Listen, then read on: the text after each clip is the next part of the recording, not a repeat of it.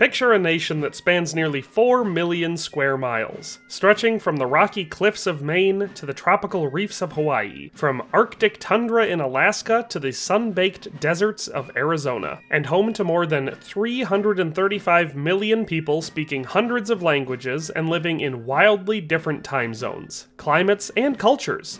Yet, all of that diversity funnels its political pulse through a single city perched on the far eastern edge of the map, Washington, D.C. Built for a fledgling republic of about 5 million souls, the capital now sits in one of the country's most congested, expensive, and flood-prone corridors, thousands of miles from the geographic heartland it is supposed to serve, with power clustered on a vulnerable coastal plain that many Americans must cross 2 or 3 time zones to reach. It's worth asking, is DC still the best place to house the nerve center of such a vast, modern democracy? Or is it time to consider a location that reflects, both symbolically and practically, the full breadth of the United States? Imagine then relocating America's political epicenter to Salina, Kansas, a city near the nation's geographic midpoint where prairies roll for miles beneath open sky. Yes, uprooting the federal behemoth from the Potomac would demand billions in construction, infrastructure, and transition costs,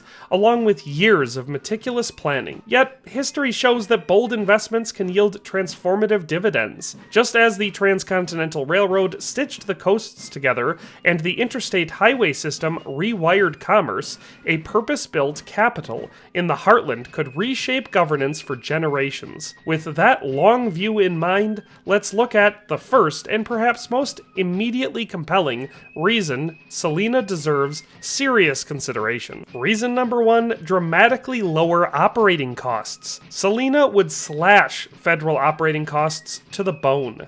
On the Council for Community and Economic Research's Cost of Living Index, Salina scores about 87, roughly 13% below the national average, while Washington, D.C. sits around 142, more than 40% above the nation's average. That gap makes everything cheaper, from sandwiches to skyscrapers. The median home in Salina lists for roughly $218,000. In DC, it hovers near $1.15 million. Commercial landlords in Salina charge about $10 per square foot per year, whereas downtown DC commands more than $53. Because the General Services Administration rents 44 million square feet in and around the current capital, duplicating that footprint on the prairie would save close to $1.9 billion in rent every single year. Payroll drops too.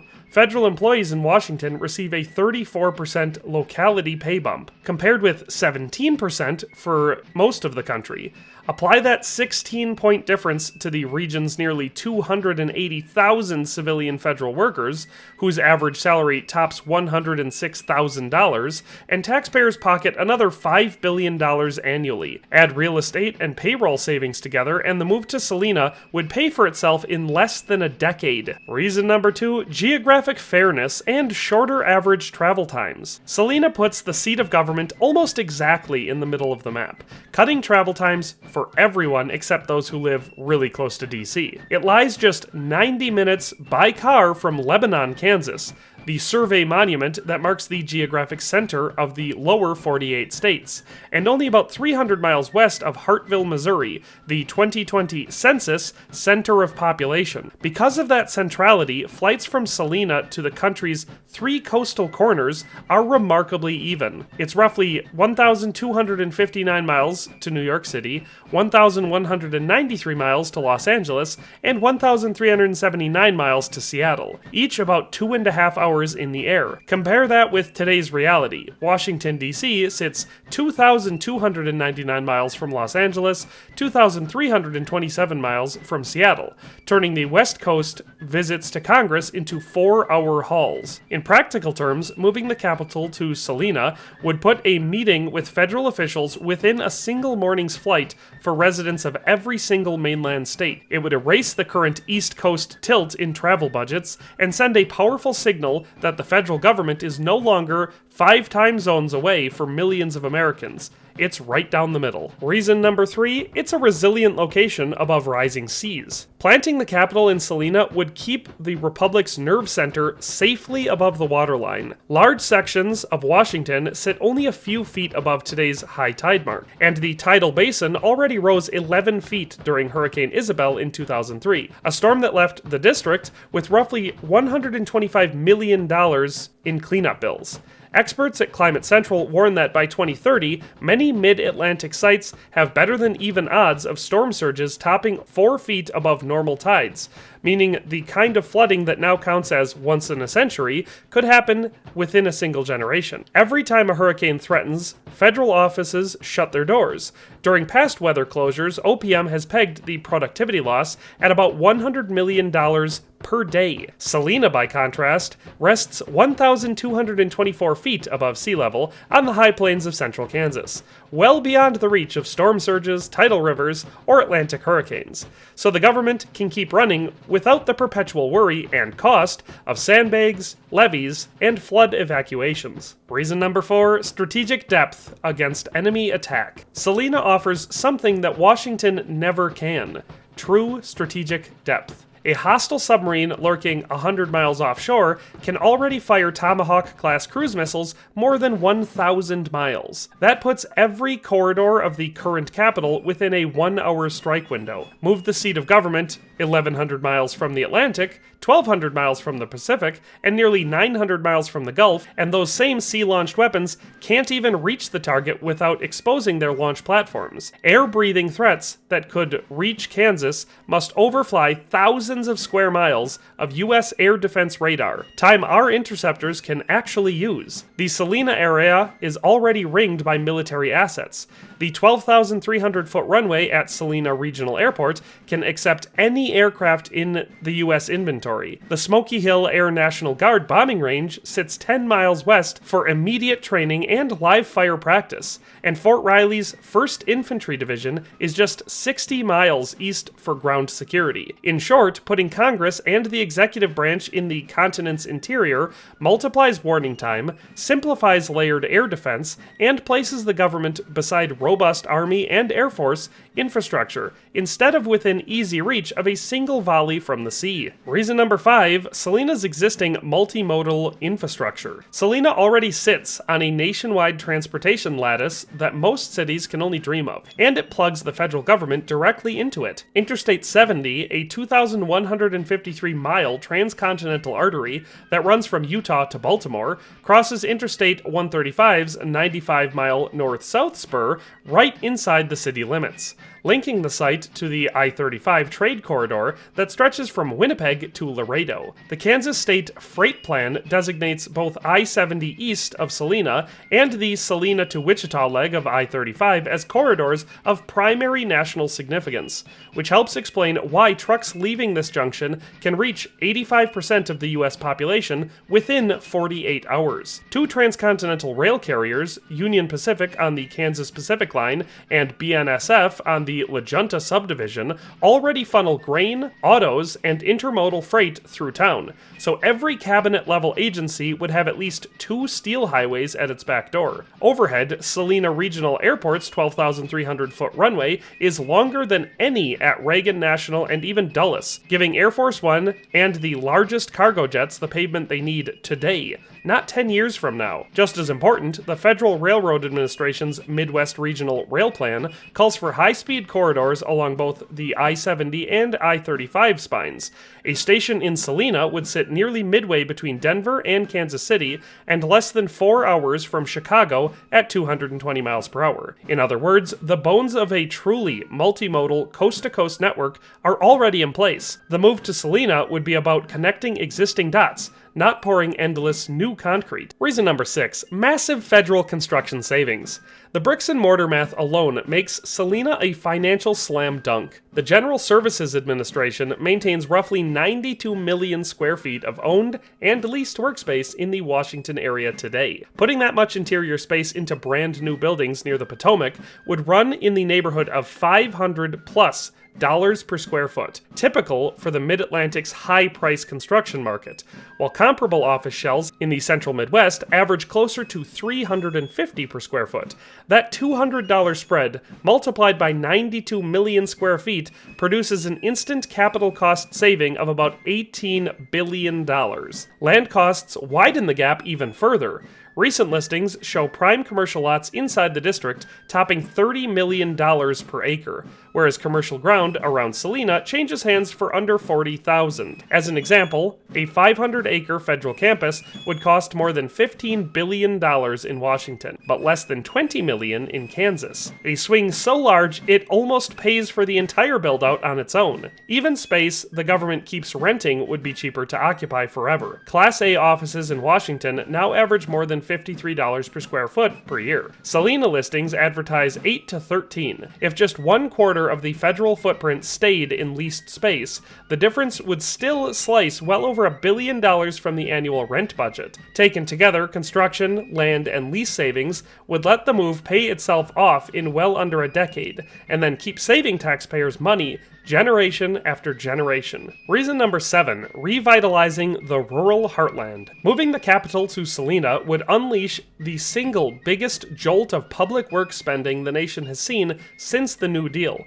And just like the New Deal, the ripple effects would reach every state. Even a conservative relocation budget of $100 billion would equal roughly 40% of Kansas's entire annual economic output, instantly turning the prairie into a giant job site. Using industry averages that every $1 billion in construction outlay supports about 6,300 on-site jobs and roughly the same number of supply chain and consumer spending jobs, that scale of work would employ well over 750,000 Americans for the better part of a decade. Those paychecks, in turn, would pump an estimated $180 billion in total economic activity through materials suppliers, restaurants, hotels, trucking firms, and Main Street businesses, far beyond Kansas's borders. When the dust settles, the new capital would anchor a permanent ecosystem of federal contractors, law firms, think tanks, universities, media bureaus, and cultural institutions, exactly the network that turned Northern Virginia into a technology powerhouse after the Pentagon arrived. For the rural heartland, that means high-skill careers that don't require a one-way ticket to the coasts, stable tax bases for towns that have been losing population for decades, and an incentive for airlines, rail operators, and broadband providers to knit interior states even more tightly into the national grid. In short, the project would not merely build new granite facades, it would redirect streams of talent, capital, and innovation back toward the geographic center of the Republic, creating a broader, more resilient foundation for American growth than anything tried since Roosevelt's public works programs. Reason number 8, better representation optics. Relocating the capital would finally break the East Coast monopoly on political attention. Today, a tiny slice of America reaps a wildly outsized share of federal influence and dollars. Virginia alone pulled in about $106 billion in contract awards last year, and neighboring Maryland, another $114 billion. Together with the district, the Beltway captured nearly a third of the federal government's $759 billion procurement pie, even though the three jurisdictions hold barely 4% of the nation's population. That imbalance shows up in wealth statistics. 7 of the 10 richest U.S. counties sit within an hour's drive of the capital. And in the lobbying industry, which fields more than 11,500 registered lobbyists, almost all clustered on a handful of Washington streets. Moving the seat of government to Salina would force that ecosystem to spread outward. Interest groups from agriculture, energy, and manufacturing, sectors that dominate the interior and the West but often feel sidelined, could reach policymakers on equal footing without paying East Coast overhead. Meanwhile, Kansas sits within 600 miles of 51% of U.S. households and half of all manufacturing plants. So committee witnesses, school groups, and small city mayors from every direction could appear in person without red-eye flights or four-figure hotel bills. In short, a central capital would signal to voters and investors alike that no single coastline owns the conversation anymore. Reason number 9, central time convenience for broadcasting and business. Operating out of the central time zone smooths the daily rhythm of government, business, and media nationwide. Roughly 96 million Americans, about 1 in 3, already live on Central Time, and nearly every national broadcast network maintains a Central Time feed, because primetime programming there, between 7 and 10 p.m., conveniently overlaps with East Coast primetime, which is 8 to 11 p.m., and finishes before most West Coasters leave work. A presidential press conference scheduled for noon in Salina would air at 1 p.m. in New York, still squarely inside the trading day, and 10 o'clock a.m. in Los Angeles, early enough to make the lunchtime news cycle. Financial markets benefit too. The New York Stock Exchange opens at 8:30 a.m. Central, letting federal agencies release economic data after traders are at their desks, without forcing DC staffers to arrive before dawn. Meanwhile, Pacific Time tech firms gain an extra hour of real-time overlap with federal regulators, shrinking the 3-hour gap that now complicates West Coast conference calls. In short, Central Time offers the most balanced daily schedule the nation can get. No coast left waiting, and no coast forced to stay up late. And reason number 10, room to build a model green capital from scratch. Starting from bare prairie lets us build a capital that runs cleaner, cooler, and far cheaper than the clogged city it would replace. Washington's workers already endure the nation's second worst traffic bill, about 31 minutes each way, and more than $2,000 a year in wasted fuel and time, while gridlock on East Coast highways drains over $100 billion from the national freight economy. Those headaches are baked into a centuries-old street grid that can't be widened. Federal buildings inside the Beltway aren't much better. A single retrofit package at 5 downtown facilities just cost taxpayers $120 million to save a modest $2.2 million a year in utilities. That is a 55-year payback. A purpose-built district outside of Salina flips that math. Every structure can break ground as LEED Platinum, cutting energy use by roughly 25%, and routine maintenance by nearly a fifth the moment the lights switch on. Tie those offices into a district energy loop, with steam, chilled water, and power produced at a central plant running up to 90% efficient, and you slash heating and cooling bills even further, while giving the campus island mode resilience during storms. Layer in solar canopies above parking, prairie wind turbines at the perimeter, and an autonomous electric tram instead of jam-packed freeways, and the operating budget for the whole capital shrinks every year instead of ballooning. With US buildings already burning through about $370 billion in energy annually, proving that a city of 50,000 federal employees can function on a fraction of today's load would save taxpayers tens of millions of dollars a year,